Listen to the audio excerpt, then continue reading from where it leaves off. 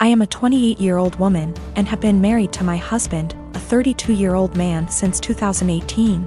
My husband is ethnically Japanese and a second-generation American. His parents are from Osaka. He kind of sort of half speaks Japanese, mostly sentences he has memorized / greetings. And his parents speak great English. On the other hand, I lived in Japan for 3 years, so I am conversationally pretty good.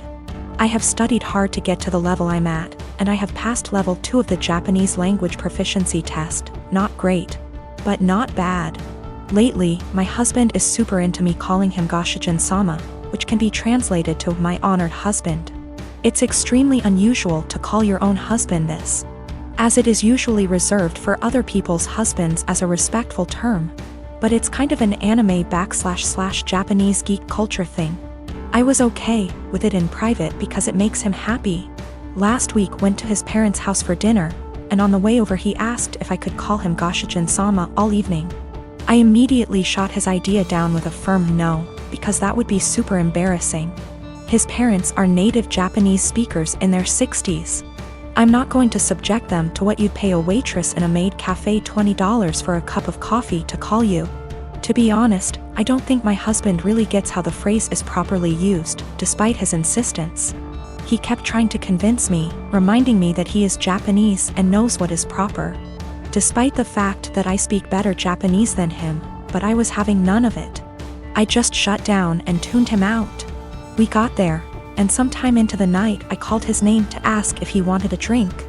Despite him being in hearing range, he ignored me.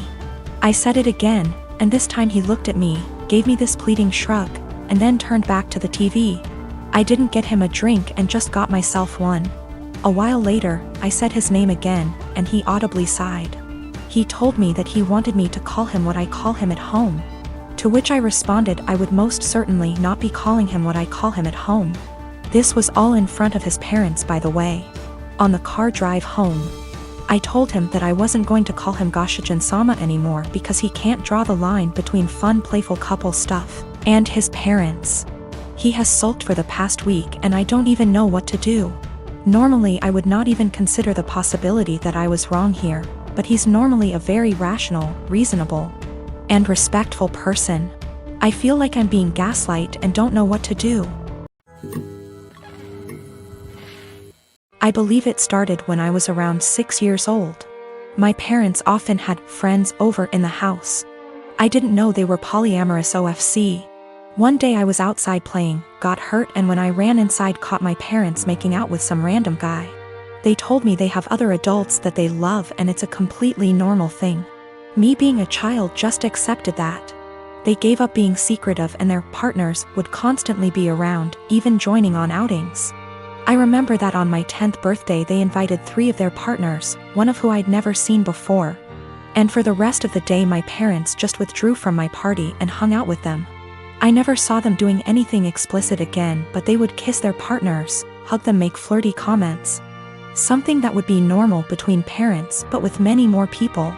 Sometimes I came home from school and my parents were gone and there was some random adult in our house. Some of them seemed surprised that my parents even had a child. I always hated it, but since my parents had told me this was normal, I assumed many adults probably did similar things and that it's just an adult thing all kids hate. Later they had less partners and eventually seemed to stop. Not that I'd know for sure. I moved out with 17. I didn't think about it anymore. A year ago I started therapy, other reasons. As usual the topic of my upbringing came up and it brought back many feelings I wasn't aware of.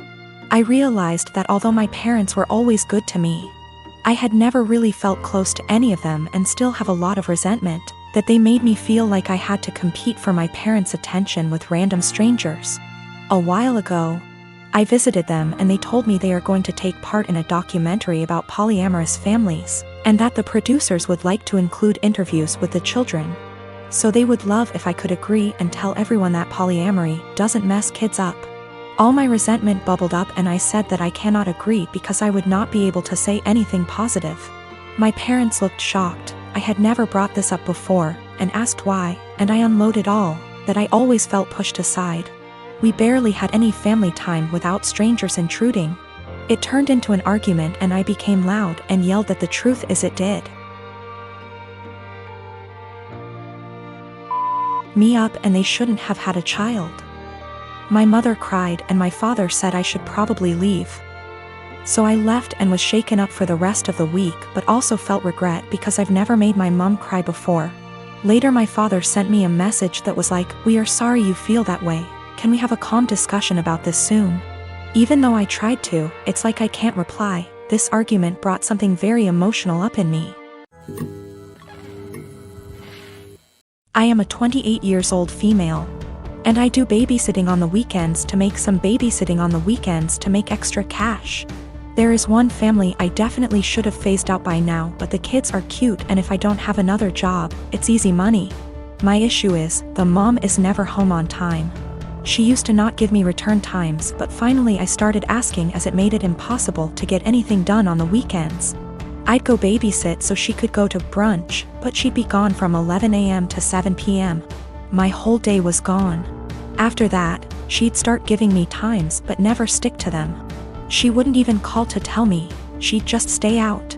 On Saturday, I got to her house at 6 and she was supposed to be home by 9. I told her she needed to be on time because I had plans to go out with friends. I was even getting ready at their house after I put the kids to bed. She promised. Of course, 9 o'clock rolls around and she's not home. I call her, no response. Text, no response. Another hour. Nothing. Still calling and texting. Finally, it is midnight. By this point, my plans are long ruined but I'm pissed and exhausted. I call her and leave a voicemail saying if she's not home in the next hour, I'm considering the kids abandoned and calling the cops. I also text her this. I try calling her 30 minutes later and it goes to voicemail on the second ring. I text her again and she leaves me on read. If she had reached out saying, "Hey, I'm staying out until X time," I would have stayed. I don't know any of her family nor the father of the kids, so I can't call them. I gave her a grace period of 15 minutes and tried calling again, finally called the cops, non-emergency line. They showed up and I showed our agreement in text from earlier in the week confirming that she'd be home by 9. They tried contacting her, didn't answer. I was dismissed and they took the children to the police station. I go home and go to bed. I am awoken at 3 a.m. by a frantic call. It's her. Where are the kids? Why am I not here? I tell her I followed through on my threat, check the police station. She cursed me out, I hung up and went to bed. The next day, she sends me an essay saying the kid's father was called and there's a DCF investigation launched against her. She called me every name under the sun, but I didn't think I was wrong until I spoke to a friend with kids. She said I should have just waited it out and refused to ever sit for her again. She asked if her potentially losing her kids was worth me being petty. My boyfriend and I have been together for 2 years now. Every year at the end of summer, my boyfriend's family has a beach trip. They have a cute cottage that they go to visit a few times a year. Last year I was unable to join, but this year I was able to make it. I've met his family before many times and we get along well, so I was looking forward to it. While I was packing, I was sure to include nicer dresses in case we went out and even included a more modest bikini than I would usually wear. This one is still a bikini, but is full coverage unlike my others. I know his family can be a little more conservative, so I kept that in mind when packing. I even went over everything I packed with my boyfriend. On the trip was my BF and I, his younger brother, his older brother, his sister-in-law, and his parents. The first day went by really well. Our flight didn't have any issues, we unpacked, got settled, and all went out for dinner. The next day we had planned to go out on the boat. So I put on my bikini and had a cover up. No one said anything to me as we were leaving, or even when we were on the boat. I spent the whole day in my bikini without a single comment. It wasn't until that night I realized people had an issue with it. We were all drinking on the boat, with the exception of my BFS sister-in-law because she's pregnant.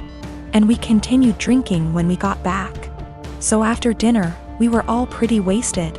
When we were talking about our time on the boat, my BFS dad made a comment about how everyone was staring at me because of my slutty bikini. I was embarrassed and just laughed it off, but then everyone else chimed in to comment on it. His mom laughed and said it was fine, that she would wear nothing if she were young again. But then his younger brother said that I basically was wearing nothing. I defended myself and said it was the most conservative suit I had. And then his older brother said that it didn't leave anything to the imagination. And that if he were single, he would have tried to steal me away. That comment made me pretty uncomfortable, and I could tell it made his wife uncomfortable too. I asked if she would wear bikinis on the trip, and my BF's dad interrupted and said that she did, but it was different. My BF just laughed along with all of this, didn't even see anything wrong with it. When I told him to say something, he said that I did look like I was trying to get dick down. Well, that comment was the last straw. I went to our room. I wanted to leave early after all that. But we only had a few days, so I just pushed it in the back of my mind and kept to myself the rest of our trip. I know they were just joking, but what they said really bothered me and made me feel uncomfortable. I'm not sure why my BF doesn't get that. He just keeps saying that they were joking around. But it obviously wasn't very funny to me, so now he's saying I ruined the trip by moping around the rest of the time.